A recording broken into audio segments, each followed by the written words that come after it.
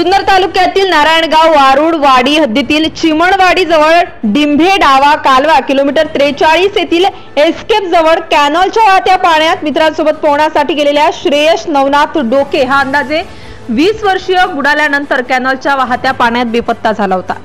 सदर घटनास्थळी बुडालेल्या युवकाचा मृतदेह शोधण्यासाठी जुन्नर आपत्ती व्यवस्थापनाची टीम दाखल झाली होती।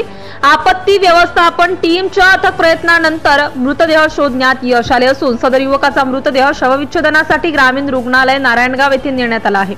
सदर घटनेची माहिती समजताच नारायणगाव पोलीस स्टेशनचे सहाय्यक पोलीस निरीक्षक महादेव शेलार, नारायणगावचे उपसरपंच बाबू पाटे, जुन्नर आपत्ती व्यवस्थापनाची टीम घटनास्थळी दाखल झाली होती। बुडालेल्या युवकाचा शोध सुरू होता। अखेर या जवळपास 5 तासांच्या अथक प्रयत्नानंतर बुडालेल्या युवकाचा मृतदेह सापडण्यात जुन्नर रेस्क्यू टीमला यश आले आहे। Subscribe now and press the bell icon.